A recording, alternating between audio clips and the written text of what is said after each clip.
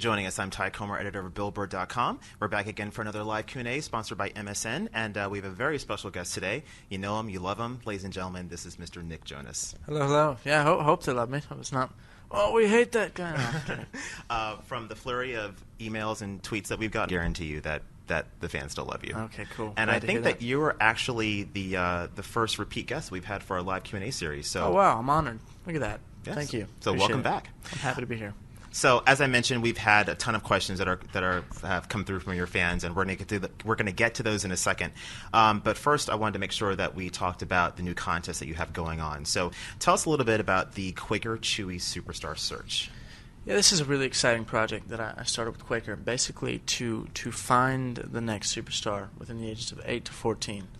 We're looking for someone who was or is as passionate about music as I was at that age. To where hopefully I can, kind of mentor this person and guide them with what I've learned in my journey so far. And I'll be producing a song for them as well. And when I spoke with Quaker about what we could do together, the thing is I made writing and producing my main focus for this year. And so it felt like the right fit to find the next superstar and then produce a song for him and really wrap all of our fans together with their fans of their snacks and my fans on the music front to make something great out of this, and we're really excited about it. Mm-hmm. Now, explain to us how the submission process works and how you eventually go towards finding the Quaker Chewy Superstar. Yeah, it's a really cool way we're doing it. It's all online submissions. So basically, you record a video. We've provided a list of songs for you to choose from, and that's one of the most important pieces. I think that just finding the song that fits the person's voice is going to be really crucial, and making sure that it's a song that they can make their own as well. A lot of people have been asking, what kind of artist are you looking for? And the truth is, we're just looking for a real artist, whatever that means, whatever genre, whatever style.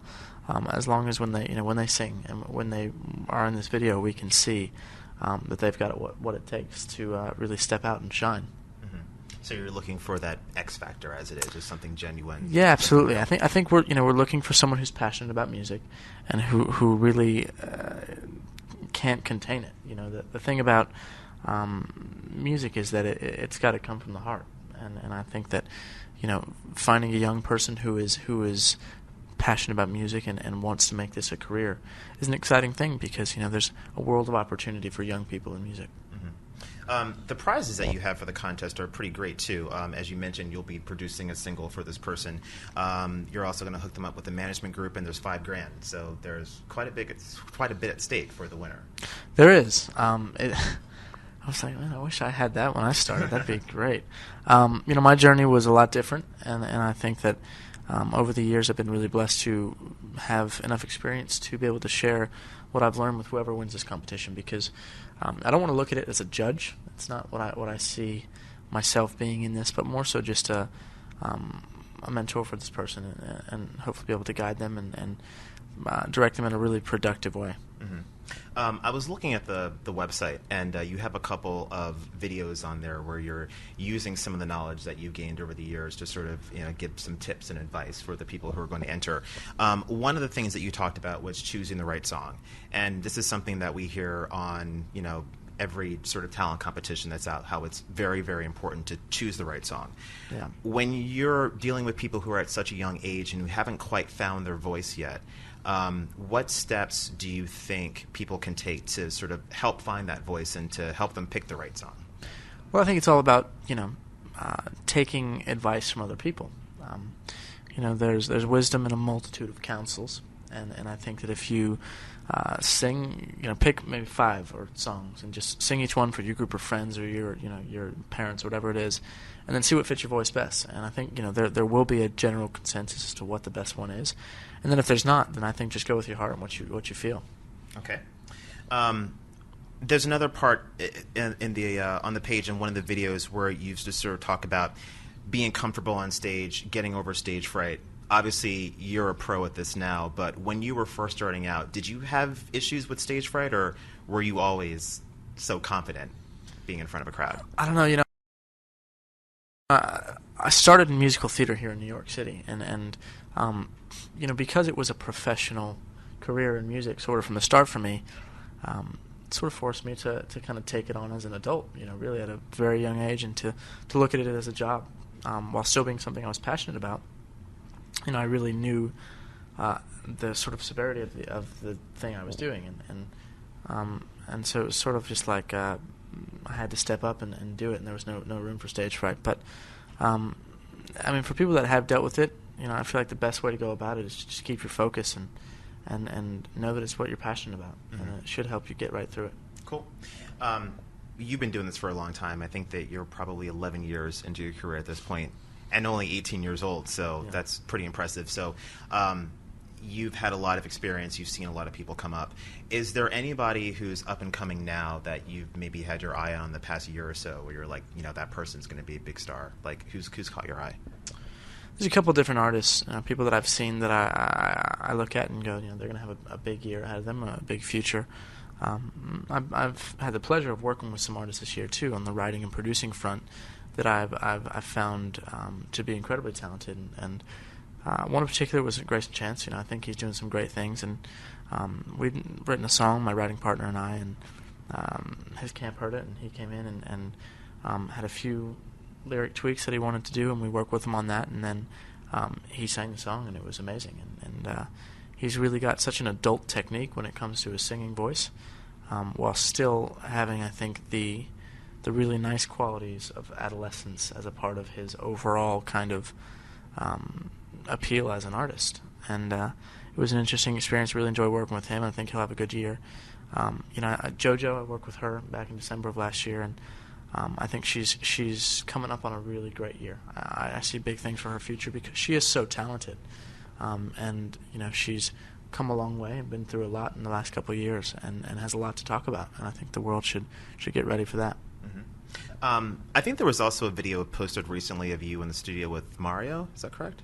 Yeah, I did some work with Mario. We wrote like a really cool kind of R&B babyface sort of jam. Mm-hmm. And I'm really excited for people to hear. He's incredibly talented, and he played me some of his record, and it sounds great. It sounds like a classic R&B record, but with kind of new twists on it, and he's really doing his thing in that sense, and excited to see what the future holds for him as well. Mm-hmm. Cool. So in addition to finding the next superstar and also working with some current up-and-coming people, you have a couple of other things that are going on. I know that you're going to be back on the theater stage pretty soon. I will be. I had the opportunity to do Les Mis over in London over the summer last year, and then to be a part of the 25th anniversary of that show in October was incredible. But I'll be going back in August to be a part of Hairspray at the Hollywood Bowl, mm-hmm. which should be a really amazing experience. When they asked me to be a part of it, I was thrilled. The first thing I could think though was, will there be any dancing? I need to get my dance shoes ready, which is not something I usually do. But I've recently actually really enjoyed some dancing. I went out salsa dancing with some people, and I loved the experience. And so hopefully I can infuse some of that into my Link Larkin. But it should be fun. Mm-hmm. And Link Larkin, I'm sure a lot of your fans know that's the character that Zac Efron played in the movie Hairspray. Yeah. So, have you played in Hairspray before? Or is this your first time actually being a part of that show? This will be my first time being a part of that show. It's a great role. I just watched the movie again to kind of refresh my memory, and I'd seen the original movie many years ago and loved it. And then, when the new one came out, I checked it out, but then I watched it again on a long flight, and it's a great movie. And it's such a great show, and the music is so incredible, and the message overall is great. And I think that's what really attracts me to it. And as I do more theater, I think it's all about finding projects that seem like the right fit. There are a couple projects in the works right now, kind of here in New York, that if the timing works out and if it feels like the right thing, I might find myself doing. And so I'm just sort of playing that by ear and hoping that whatever's right happens. And it could be a really exciting year in that sense. Mm-hmm. At this point, what takes more focus for you, doing a 2-hour rock show or being a part of a theater crew and doing multiple theater shows? I think they're too different to compare, really, and I feel like when it comes to touring, you develop this community with the touring family, and you spend every minute with those people, and it really does become a family. And then, in our case, it is a family. Mm-hmm. But it's a lot of fun, and I've enjoyed each tour that we've done. And I feel like after 6 years of solid touring now, I feel like we're all in a place where we're kind of taking on these individual endeavors and really enjoying that experience. And I think theater, in that sense, is sort of a way for me to be in front of an audience every night and enjoy being in front of the fans while still learning a lot along the way, you know, and also developing a community with the people you're in the show with. But, you know, basically recreating something every night, you know, and you know what you're supposed to say and when you're supposed to say it, where you're supposed to be, but it's different every night. And it really is all about adapting, and it really teaches you a lot about yourself. And this is going to be at the Hollywood Bowl, is that Hollywood correct? Bowl, On yeah. August 5th to 7th. Correct. Okay. It's only a quick little run, but you know, I'm so blessed they asked me to be a part of it. The cast is amazing, and I'm sure we'll have a good time up there singing and dancing and telling this story. Great. Look forward to it. If you haven't gotten your tickets yet, be sure to go online right now and get them if there's any left. I don't have my tickets yet. I need my tickets first.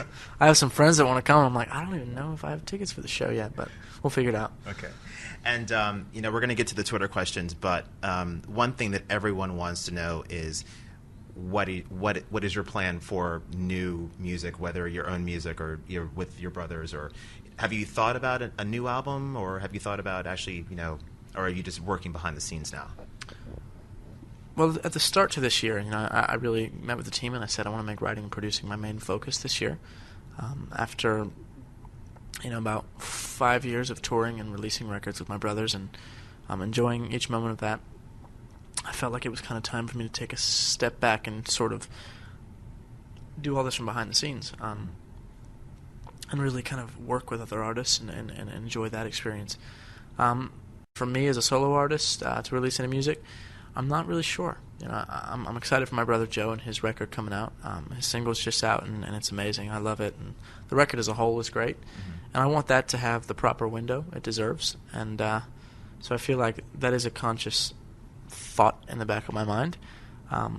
But, you know, if I start to feel like I want to go back into artist land anytime soon, there's so much music in my heart, you know, that I'm willing and excited to get it out there and you know, hopefully make a great piece of art. Mm-hmm. Cool. Okay, let's get to some of the fan questions. Cool. This one is from It's Giselle, and we talked about this a little bit, but she says, can you tell us about anything of what you're doing in the Beat Lab? You make various tweets here and there saying that, you know, you're in the lab, you're working on stuff. Is this the collaborative stuff that you've been doing with other artists? Or?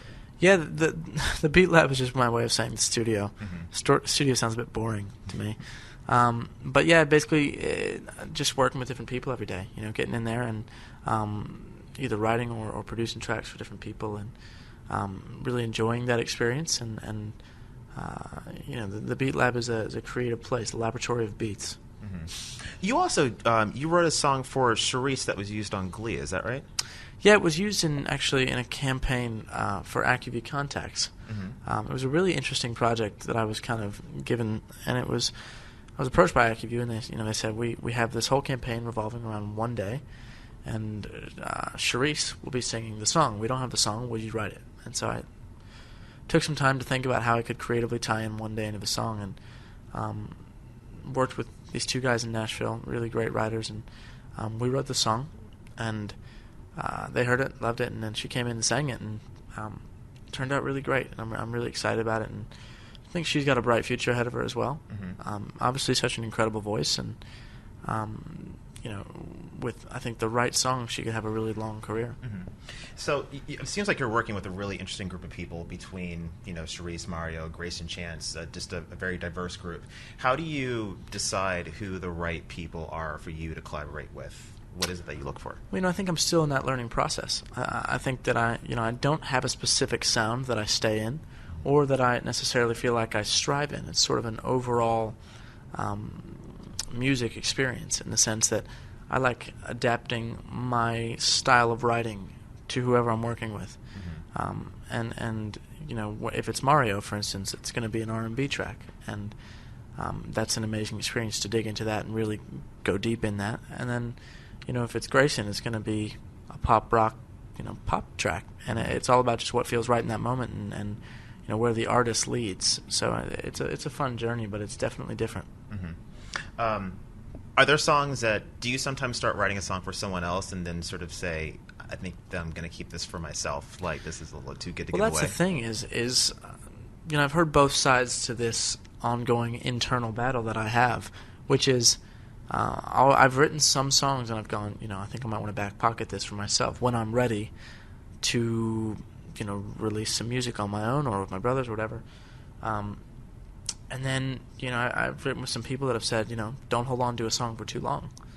And it was sort of this, epiphany that I had that you really can't. Because when you write a song, it's supposed to be written right then. For some reason, that song comes to you in that moment. Mm-hmm. And I feel like it's supposed to be out there once it's in the world.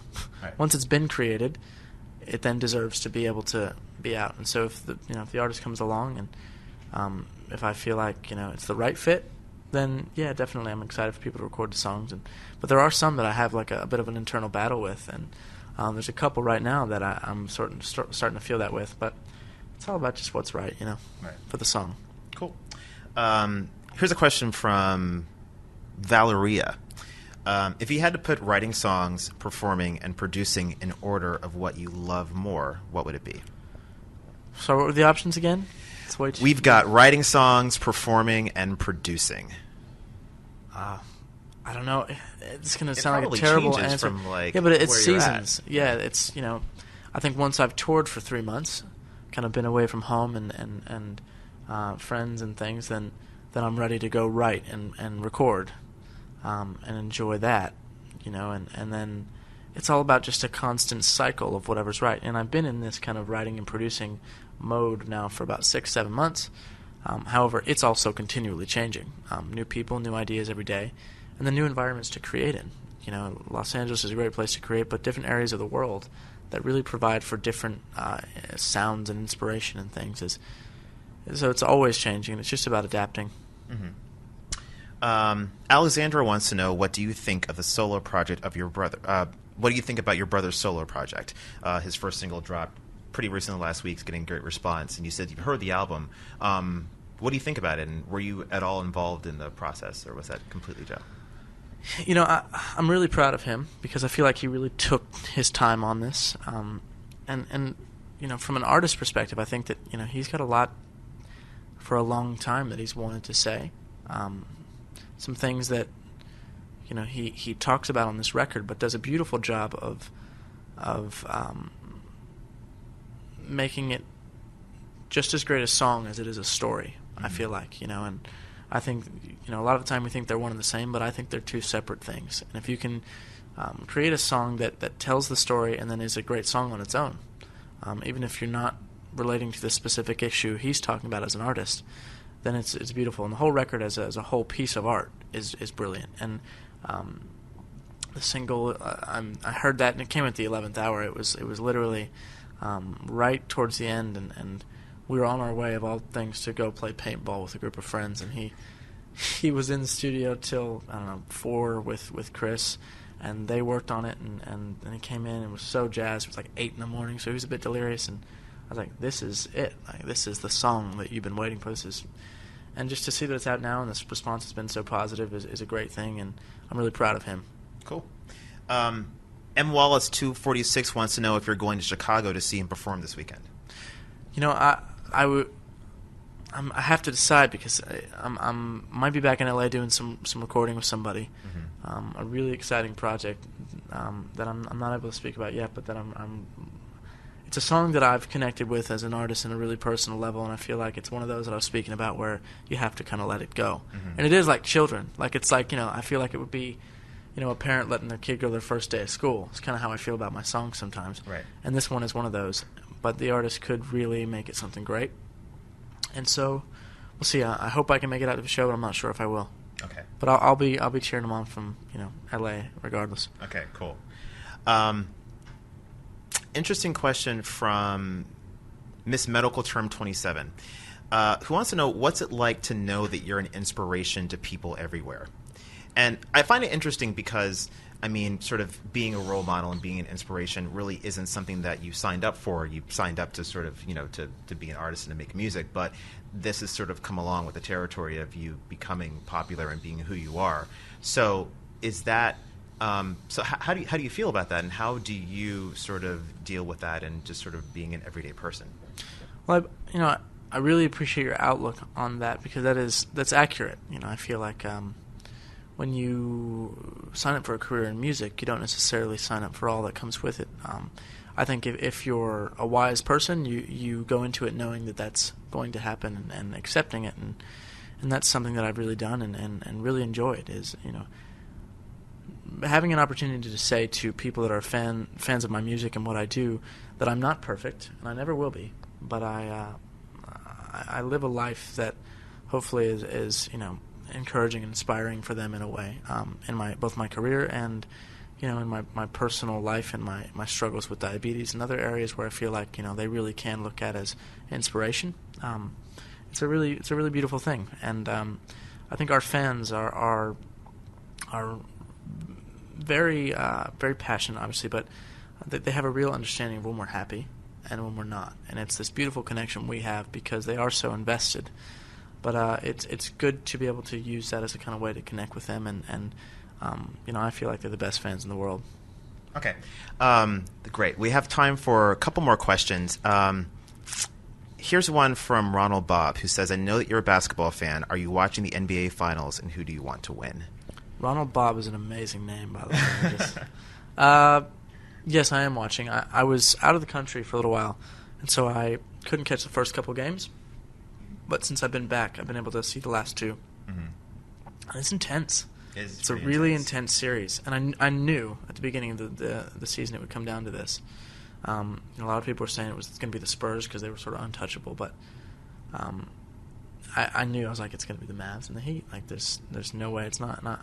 I live in Texas, so I'm going for the Mavs. They don't really have a basketball team, to be honest. But I'm sort of struggling because I think I know that the Heat's going to win it. It's sort of just unstoppable in a way, but we'll see. Yeah, I think everyone sort of knows that, but we're kind of hoping that like the Mavs are. Yeah, I mean, when Dirk's on, it's a wrap. But then you got LeBron and Dwayne Wade and Chris Bosh, so it's sort of a tough one. Right. All right. And last question, Nick Jonas, relation to you? Maybe. Nick Jonas wants to know, how do you see yourself in 10 years? What will you be doing? Do you think that you're still going to be working behind the scenes with other artists, or? I think there's two areas, of my life that I hope kind of play out in the way that I hope they play out, which is first in the career side of things. I hope that I'm wherever I'm supposed to be, and I'm doing whatever it is that I'm supposed to be doing in that moment. And the stars will line up, and it'll be exactly right, I hope, as long as I'm in that spot when I need to be. But if that's, more touring with my brothers or writing with them, making more records, writing for other people, whatever it is, I just hope it's the right thing at the right time. And then on the personal front, just to be happy, and live a life that is fulfilling and blessed and encouraged and all that. And it would be a really nice thing. Yeah, fantastic. Well, Nick, I want to thank you very much once again for joining us. I want to Thank thank you you for watching at home. Be sure to go to chewysuperstar.com to get all the information about the contest. Submissions begin tomorrow, and look forward to seeing who the superstar becomes and who you choose. We'll see. It'll be an interesting journey. All right. Thanks again. Thanks so much. If you want to watch again, we're going to be playing this live Q&A one more time, so in case you missed any questions at the beginning, stay tuned. There's more to come.